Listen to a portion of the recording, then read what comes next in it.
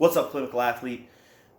Today I want to talk a little bit about behavior change. And this is something, we're not going to talk about actual behavior change. I'm not going to talk about mindset or anything. Well, a little bit of mindset here. But what I want you to really kind of conceptualize is the blending of behavior change with motor learning.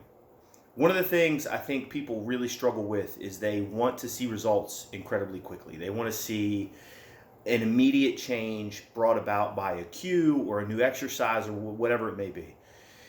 We had Melissa Davis on the podcast a long time ago, and she made a statement that stuck with me for a long time, that real behavior change can take anywhere between 2 and 6 months.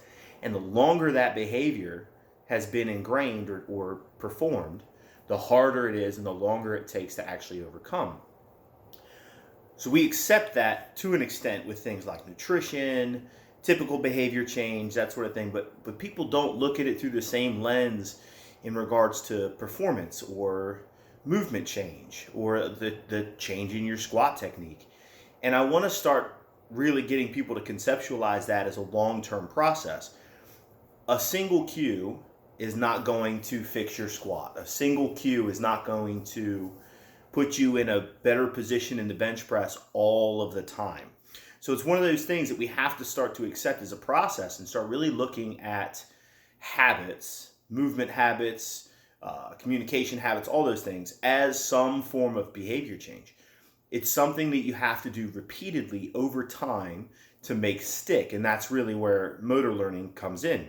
You have to expose yourself to whether it's variations, whether it's well-executed technique or whatever it may be, and understand that you're going to have bad days that aren't necessarily going to look or feel the way that you may want them to. That's all part of the process. That failure is a learning opportunity for your brain.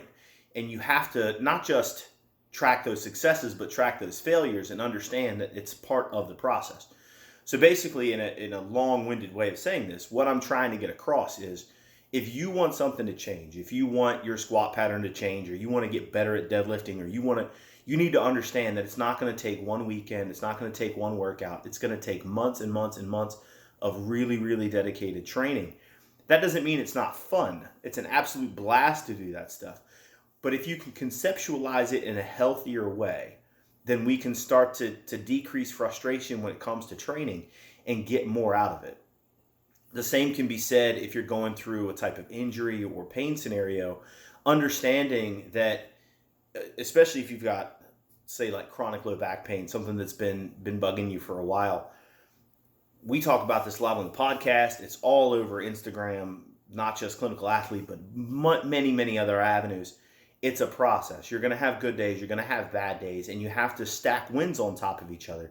Because really, again, what we're talking about here is behavior change. We're talking about breaking a habit, breaking a behavior, breaking an expectation or prediction that your brain is making so that you can make an actual positive change, whatever that positive change may be, whatever your goal is, whatever's salient to you, right? So that's the key point today. Understand that these things take time. Motor learning takes time. Changing your squat techniques takes time. You may get a cue that clicks and you go, oh, and you figure it out for a training session. And you go, oh, great. And then it's like a golf swing. 2 weeks later, all of a sudden it's gone again. That's because you have to continue to work on that and diligently work on that.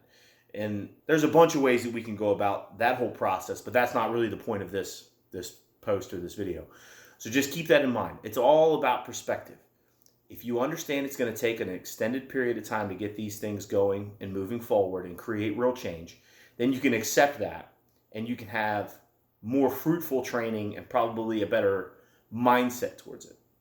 And that's the message for today.